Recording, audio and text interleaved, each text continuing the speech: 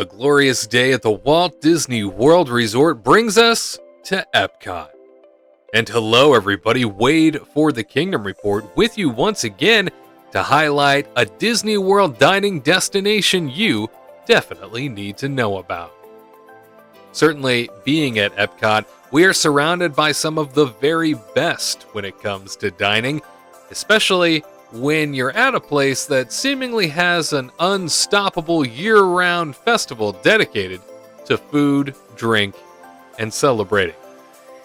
We are going to head on back from the main entrance all the way over to the France Pavilion, located in World Showcase. Yes, it's quite a hike, and you need to pass several countries in order to get there, but once you do, there's no mistaking the beautiful Eiffel Tower in the distance and the spectacular decor throughout, really making you feel as though you've been transported to this place in the world. All ears rights of the France Pavilion, that located between Morocco on its left and the International Gateway Bridge to the United Kingdom on the right, EPCOT's France Pavilion is a favorite among guests.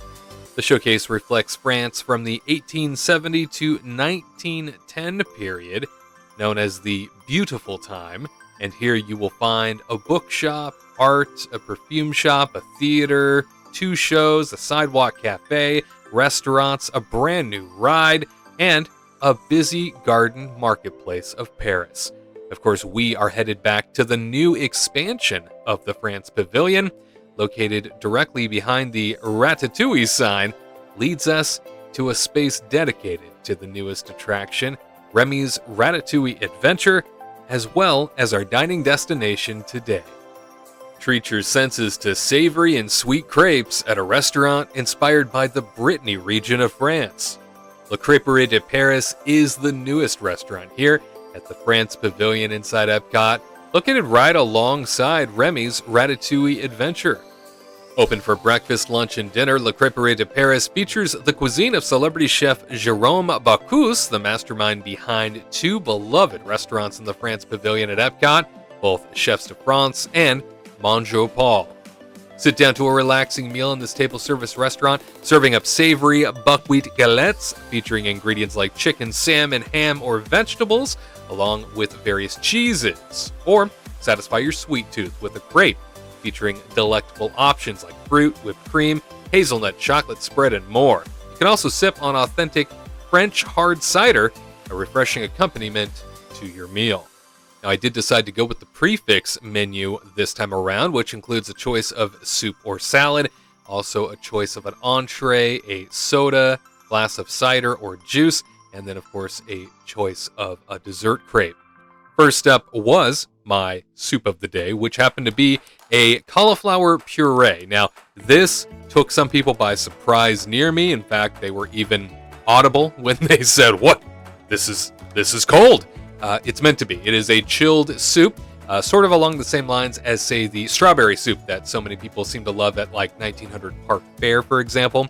This is a chilled soup that absolutely was savory to taste. However, it did take a lot of people by surprise to a point that they didn't even like it, and they sent it back asking for salad on a day that did turn out to be a little cold and, yes, rainy outside. So I think they were looking for the hot stuff. As mentioned, a glass of hard cider, soda, or juice came along with the prefix menu. I did choose a rosé, and it was indeed refreshing, just as promised. Entree time had arrived, and there are quite a few options on this menu when it comes to the entrees. The classic ham, egg, and Swiss cheese, a ratatouille version, tomato, zucchini, and eggplant, the poulette, which is chicken, cheese sauce, and mushrooms, even a smoked salmon, cheese, chives, and lemon option.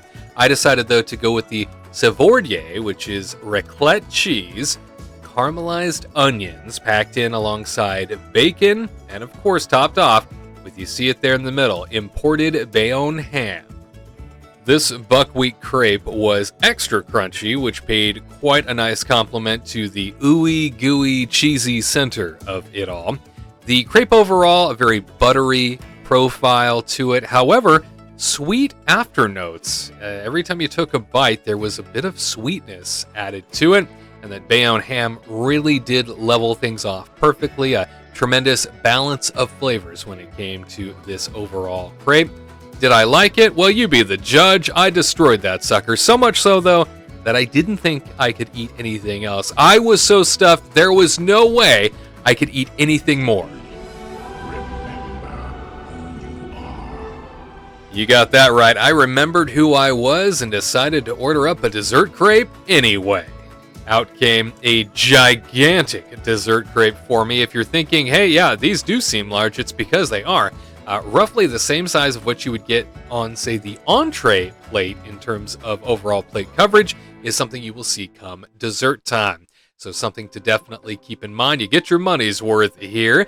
Also, if you get a particular item off of the dessert crepe menu and you decide, man, I'd really like some whipped cream thrown on this or maybe some chocolate sauce, you're welcome to order that up. However, there is a per item charge in addition to what you're paying for the dessert crepe that gets added onto it, mainly because of the size of this sucker. Now, what you're seeing here in front of me was what I ordered. This came out exactly the way it was on the menu. The banana crepe covered in caramel sauce. It was oh so delicious going down, and I'm sure low in sugar, right? Yeah, it had to be. After about a 45-minute dining experience, my server arrived with the check. Again, I went with the prefix menu this time around. The soup of the day alongside the entree and dessert crepes, as well as the hard cider. I went with the rosé this time, as mentioned. $38.29 after tax and before tip, looking at just about $45 out the door for this overall experience. When I went into this location, I had the preconceived notion that it was only really going to be a bunch of sweet crepes and that was it. However, you saw as well as I did lots of savory options on the menu and definitely a place where you could have a full meal and then a sweet option at the end. I think the majority of people going to Epcot sort of assume that that's the case, that it's just a sweet spot, maybe an after-dinner location, and therefore the reservations here throughout the day really are quite plentiful. In fact, the only reason why the restaurant itself filled up while I was there was because it was raining outside and it was the most convenient place to shelter. And I think a lot of people were surprised once they came in and realized, wow, there are a lot of savory options in this location. I might have to come back.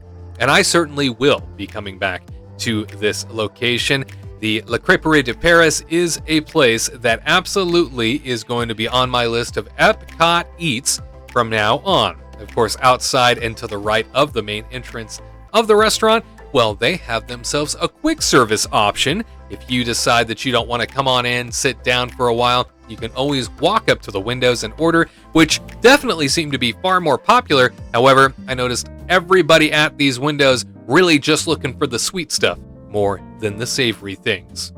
All Ears writes that the landscape at the France Pavilion has a single objective, and that is to reflect an urban ambiance, particularly springtime in Paris. Street trees along the central boulevard are positioned and pruned to enhance the illusion of distance, and planners in this area reveal pastel mixes of flowers, lending an impressionistic flavor and reinforcing the theme. Now, the France expansion that made room for Remy's Ratatouille Adventure and Le Crêperie de Paris more than doubled the pavilion's footprint. The new section is a French market street called Alley of Merchants. And exaggerated details and slightly wonky architecture in the expansion near Remy's Ratatouille Adventure is meant to evoke the crookedology of the Pixar film. So many terrific details woven into this expansion. If you haven't taken time out to observe or appreciate all of the extras they've thrown into the mix here, you are truly missing the best part of the expansion. And if you are a fan of Le Crêperie de Paris, or if you are adding it to your list for next time, we'd love to hear from you. Please let us know in the comments. For the Kingdom Report, I'm Wade Heath. We'll see you next time for another installment of the Walt Disney World Dining Review. To all who come to this happy place, welcome.